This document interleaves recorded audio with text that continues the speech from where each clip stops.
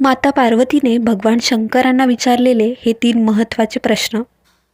एकदा माता पार्वतीने भगवान शंकरांना विचारले की भगवान, काल माझ्या एका भक्ताने मला स्मरण केले म्हणून मी त्याची विनंती टाळू शकले नाही आणि रात्री त्यांच्या स्वप्नात पोहोचले. त्यावेळी त्यांनी मला 3 प्रश्न विचारले.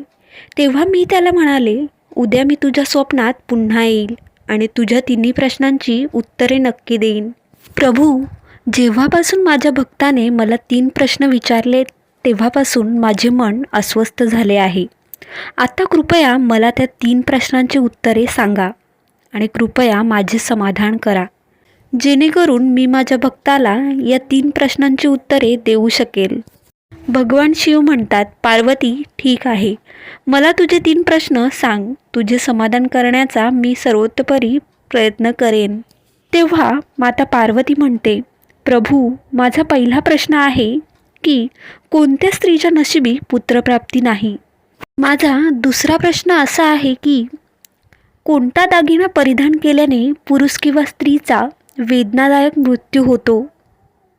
माझा तिसरा प्रश्न आहे की स्त्रीच्या कोणत्या शृंगारामुळे तिला स्वर्गात स्थान मिळते. भगवान शिव म्हणतात, पार्वती, तुझे 3ही प्रश्न खूप महत्त्वाचे आहेत. जो कोणी या 3 प्रश्नांची उत्तरे समजून घेऊन मिळालेले ज्ञान जीवनात लागू करतो त्याला जीवनात आणि मृत्यूनंतरही स्वर्गाची प्राप्ती होते. भगवान शिव म्हणतात, पार्वती, आता मी तुला तुझ्या 3 प्रश्नांची उत्तरे एका छोट्या कथेद्वारे देईल, जेणेकरून तुला व्यवस्थित समजेल. पण माझी एक अट आहे की जोपर्यंत मी ही गोष्ट सांगतो तोपर्यंत तुम्ही मनापासून ऐकत राहा. तेव्हा पार्वती म्हणाली, ठीक आहे भगवान, मी तुम्हाला वचन देते की मी कथा पूर्णपणे ऐकेन. तुम्ही कथा सुरू करा. मित्रमैत्रिणींनो, माझी तुम्हाला विनंती आहे की कथेच्या शेवटपर्यंत सोबत राहा, कारण अर्धवट कथा ऐकल्याने नेहमी अर्धवट ज्ञान मिळते. ते आयुष्यात कधीच उपयोगी पडत नाही. तर कथेला सुरुवात करूयात. भगवान शिव म्हणतात, पार्वती, पर्वताच्या पायथ्याशी एक छोटेसे गाव होते. त्या गावाच्या प्रमुखाला 2 मुलगे होते. मुलांचे लग्न झाले होते. गावाच्या प्रमुखाची बायको आणि मोठ्या मुलाची बायको दोघेही दुष्ट स्वभावाचे होते. प्रमुखाच्या पत्नीचे आपल्या मोठ्या सुनेवर खूप प्रेम होते, पण धाकट्या मुलाची बायको अतिशय चांगल्या स्वभावाची होती आणि ते एक धार्मिक स्त्री होती आणि घरची सर्व कामे एकटीच करत असे. असे असतानाही प्रमुखाची पत्नी आणि त्याच्या मोठ्या मुलाची बायको नेहमी धाकट्या सुनेचा अपमान करत असत. भगवान शिव म्हणतात, पार्वती, मुखियाच्या मोठ्या मुलाच्या सुनेला मुलगा झाला. दुसरीकडे धाकट्या सुनेला मुलगी होती, पण तिला मुलगा नव्हता. भगवान शिव म्हणतात, पार्वती, प्रमुखाची पत्नी आणि मोठी सून नेहमी लहान सुनेला मुलगा न झाल्याबद्दल टोमणे मारत असत. पण ती बिचारी काय करू शकते, ती नेहमी ऐकायची. आता मी प्रथम तुम्हाला प्रमुखाच्या धाकट्या सुनेची गोष्ट सविस्तरपणे सांगतो. या कथेतून तुम्हाला तुमच्या पहिल्या प्रश्नांचे उत्तर मिळेल, त्यामुळे कथा फार काळजीपूर्वक ऐका. तुमचा पहिला प्रश्न असा होता, कोणत्या स्त्रीच्या नशिबी मुलगा नाही. भगवान शिव म्हणतात, प्रमुखाची पत्नी ही अत्यंत स्वभावाची स्त्री होती. तिच्या स्वभावाने घरातील सर्व सदस्य त्रस्त झाले होते. प्रमुखाच्या धाकट्या मुलाच्या बायकोचे नाव सुमन होते. बिचारी रोज सकाळी अंधारात अंथरुणातून उठून कामाला लागायची आणि मध्यरात्र झाली की कुठेतरी अंथरुणावर झोपायची. असे करूनही सुमन प्रमुखाच्या बायकोच्या डोळ्यात नेहमी खटकत असे. आता एके दिवशी सकाळी सुमन झाडू मारू लागली होती. तिथे प्रमुखाची बायको आली आणि म्हणाली, तुझ्या हातात जीव नाही का? हात पटकन चालव, मी मंदिरात जात आहे. मी येईपर्यंत जेवण तयार करून ठेव. मी येताच जेवणार आहे आणि अन्नाचा एक दाणाही वाया जाणार नाही याची काळजी घे. देव म्हणतो, बिचारी सुमन काय म्हणेल ती शांतपणे ऐकत राहिली आणि तिच्याशी सहमत होऊन देव म्हणतो, पार्वती, मग घर साफ करून सुमन लगेच स्वयंपाक करू लागली. स्वयंपाक करताना ती विचार करत होती, क्षणभर ही सुटकेचा श्वास घेता येत नाही आणि आमच्या सासूबाई प्रत्येक कामात दोष शोधत राहतात. त्यांचे टोमणे मारण्याची सवय कधी जाईल कुणास ठाऊक. भगवान शिव म्हणतात, पार्वती, सुमन अन्न शिजवत असताना बाहेरून दरवाजा ठोठावण्याचा आवाज आला. तर सुमनला वाटलं जेवण आत्ताच बनवलं, सासू लवकर परतल्यासारखं वाटतं. तेवढ्यात सुमनने दरवाजा उघडला आणि तिथे एक साधू उभा असलेला दिसला.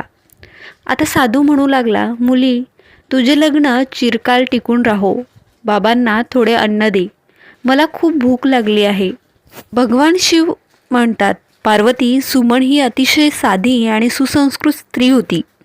तिने साधू महाराजांना भोजन देण्याचा विचार केला, पण सासूबाई आल्या तर त्या काय म्हणतील असा विचार करू लागली. मग थोडा वेळ विचार करून तिने संन्यासाला जेवायला द्यायला सांगितले आणि त्याचवेळी सुमन मनात म्हणाली, सासूबाईंना कशाला घाबरू. सासूबाईंनी येऊन मला काही विचारले तर मी माझ्या वाटेचे अन्न देत असल्याचे सांगेन. भगवान शिव म्हणतात, पार्वती, मग असा विचार करून सुमन भिक्षूला आत घेऊन गेली आणि अतिथी धर्माचे पालन करू लागली. साधू जेवण करत असताना सुमनची सासूबाई आल्या आणि घरात बसलेल्या साधूला पाहून त्यांचा राग एकदम गगनाला भिडला आणि अचानक ती सुमनला म्हणाली, आपण घरामध्ये भंडारा लंगर चालवत नाहीत. अहो भिकारी, निघा इथून. पण सुमनने तिच्या सासूला रोखण्याचा खूप प्रयत्न केला, पण त्या दृष्ट सासूने साधूला मारून घराबाहेर हाकलून दिले. त्याचे अन्न काढून फेकून दिले. आता तिचा राग सुमनवर भडकला आणि ती म्हणाली, मी तुला अन्नाचा एक दाणाही वाया घालवू नकोस असे सांगितले होते, पण तू काय केलेस. तू या महात्म्याला खायला इतकं अन्न दिला. भगवान शिव म्हणतात, पार्वती, सुमन म्हणाली, आई, मी त्याला माझ्या वाटेचं अन्न दिलं होतं. यात इतकं वाईट मांडण्यासारखं काहीच नाही. पाहुणे हे देवाचे रूप आहेत. प्रत्येक गृहस्थाने अतिथी धर्माचे पालन करावे. अशा प्रकारे सासू-सुनेचा वाद बराच काळ चालू राहिला. शेवटी त्या कुटील सासूने सुमनला घरातून हाकलून दिले. आता बिचारी मुलगी रडतच दार वाजवत राहिली, पण सासू दगडासारखी झाली. तिचे मन विरघळले नाही. आता सुमनकडे एकच पर्याय उरला होता, तो म्हणजे तिच्या घरी माहेरी परतणे. अशा प्रकारे सुमन तिच्या मातृगृहाकडे निघून गेली आणि मध्येच घनदाट जंगल होतं. भुकेने व्याकुळ होऊन सुमन आपल्या माहेरी जात होती. मग अचानक ढगांचा गडगडाट झाला आणि जोरदार पाऊस सुरू झाला. सुमनने पावसापासून वाचण्यासाठी झाडाचा आश्रय घेतला. मात्र पावसाचा जोर इतका होता की त्यातून बाहेर पडणे कठीण झाले. आता त्या झाडाच्या मुळाशी कोठार होते. पाऊस थांबल्यावर ती बाहेर येईल आणि जोपर्यंत पाऊस पडत आहे तोपर्यंत कोठाराच्या आत राहून पावसापासून स्वतःला वाचवता येईल असा विचार करून सुमन कोठारामध्ये शिरली. जेव्हा ती सुमन वृक्षाच्या कोठारात गेली तेव्हा तिला त्या कोठारामध्ये एक ऋषी दिसला. ते ऋषी दुसरे कोणी नसून विष्णूच होते. तेव्हा विष्णू म्हणाले, बेटी, रडू नको. मला माहीत आहे की तुझे घरचे लोक तुझा अनादर करतात कारण ते वाईट स्वभावाचे आहेत आणि तुला टोमणे मारतात कारण तुझ्या वहिनीला मुलगा झाला आहे आणि तुला अजून मुलगा झाला नाही. तू काळजी करू नकोस. मी तुला एक कागद देतो. त्यात लिहिलेल्या उपायांचे पूर्ण भक्तिभावाने पालन कर. मग तुला पुण्यवान पुत्र प्राप्त होईल. आणि अशा प्रकारे कागद देऊन विष्णू तिथून अदृश्य झाले. पाऊस थांबल्यावर तिचा नवरा सुमनला शोधत तिथे पोहोचला. त्यानंतर आई वडिलांच्या घरी जाण्याऐवजी सुमन पतीसोबत त्याच जंगलात झोपडीत राहू लागली. मग एके दिवशी सुमनला मुलगा होण्याचा विषय आला आणि विचार करू लागली की जर मलाही मुलगा झाला असता तर मलाही सासरच्या घरात मान मिळाला असता. आता ती मुलगी असाच विचार करत होती. तोपर्यंत तिला साधूने दिलेला कागद आठवला. सुमनने तो कागद वाचला तेव्हा त्यात लिहिले होते तेच उपाय तिने केले. आता सकाळी अंघोळ करून पूजा उरकून सुमनचा नवरा लाकडे तोडायला गेला. तोपर्यंत वादळ आले होते. आता वादळात सुमनची झोपडी उडून जाते आणि मुसळधार पाऊस सुरू होतो आणि मग तिने स्वतःला पावसापासून वाचण्यासाठी झाडावर पत्ता लिहिला. हा पत्ता त्याच कोठाराचा होता, त्यात सुमन पावसापासून वाचण्यासाठी लपली होती.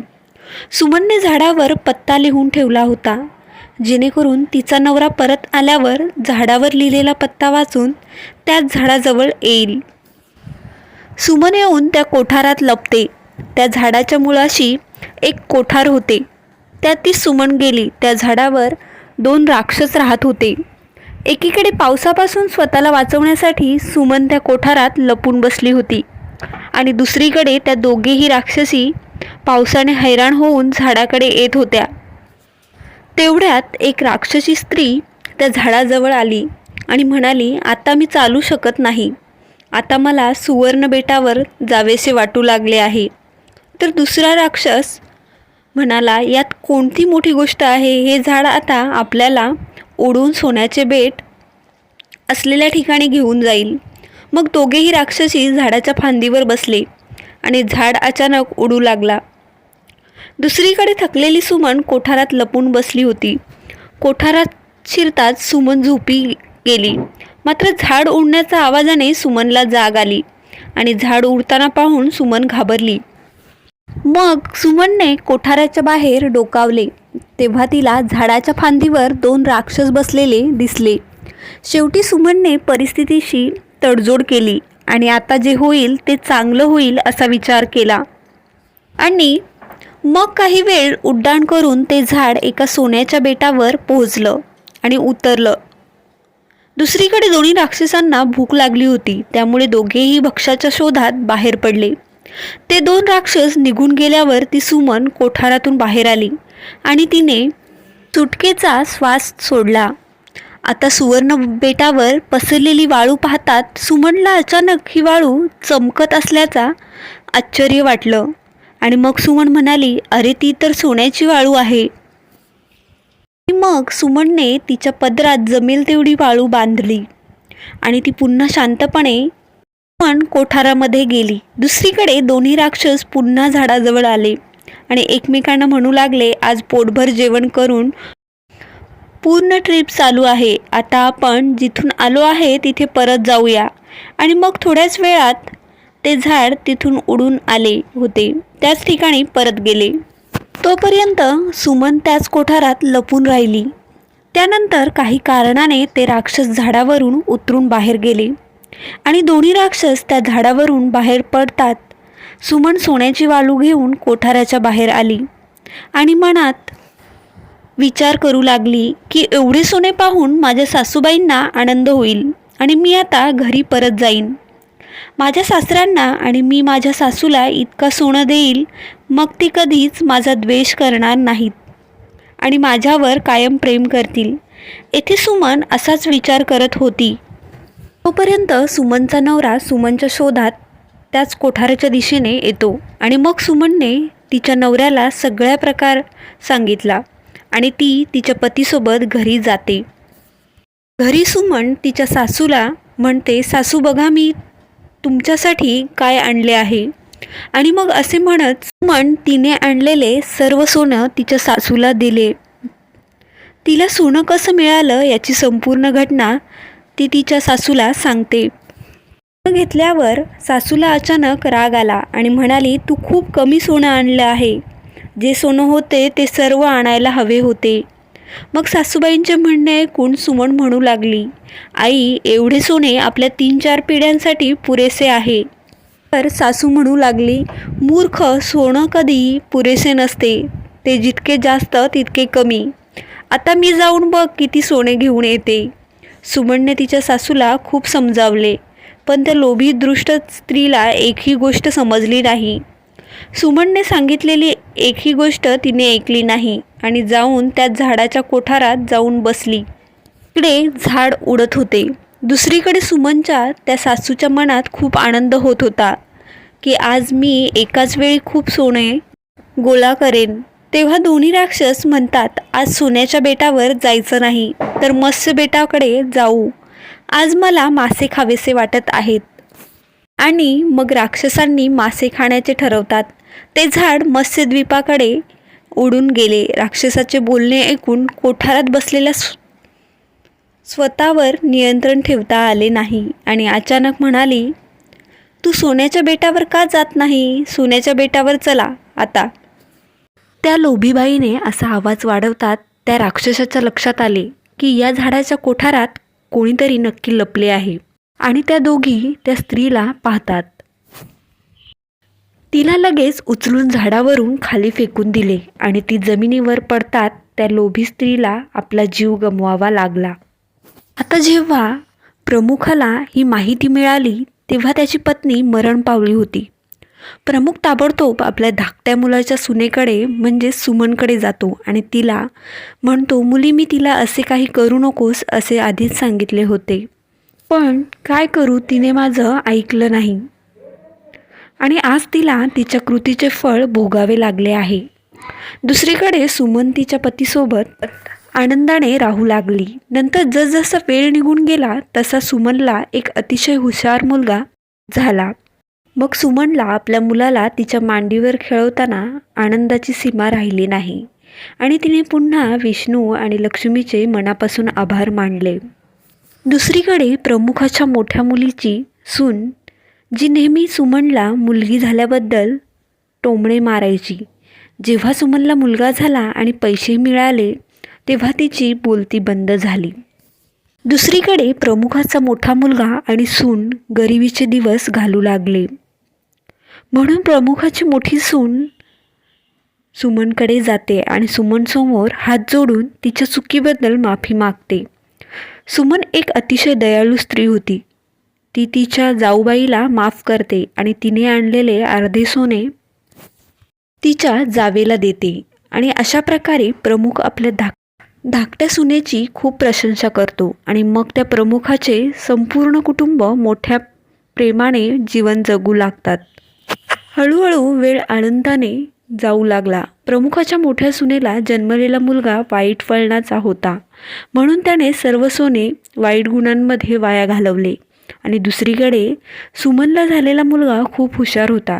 त्याने आयुष्यात एवढी प्रगती केली की त्याच्या आईवडिलांचा अभिमान वाटला आणि मग सुमन आणि त्याच्या वहिनींनी आपले आयुष्य भरभरून जगले. तेव्हा मृत्यूच्या पक्षात सुमनला स्वर्ग प्राप्त झाला आणि तिच्या वहिनीला नरक स्थान मिळाले. भगवान शिव म्हणतात, पार्वती तुझा पहिला प्रश्न असा होता की कोणत्याच स्त्रीच्या नशिबात पुत्रप्राप्ती नाही. तेव्हा समजून घ्या, जे विष्णूने सांगितलेल्या नियमांच्या विरुद्ध गोष्टी करतात त्यांना पुत्रप्राप्ती नशिबी नसते. तुझा दुसरा प्रश्न होता की कोणता रत्न धारण केल्याने पुरुष किंवा स्त्रीचा वेदनादायक मृत्यू होतो. तर समजून घ्या की हा लोभाच्या रूपातील एक रत्न आहे जो प्रमुखाच्या पत्नीने परिधान केला होता आणि भरपूर सोने आणण्याच्या लोभापायी कोठारात प्रवेश केला आणि राक्षसांनी खाली फेकल्यामुळे प्रमुखाच्या पत्नीचा वेदनादायक मृत्यू झाला.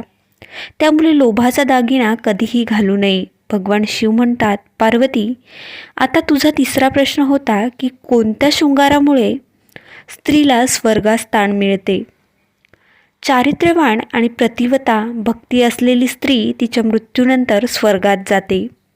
माहिती आवडली असेल तर व्हिडिओला शेअर करा व चॅनलला सबस्क्राईब नक्की करा. धन्यवाद.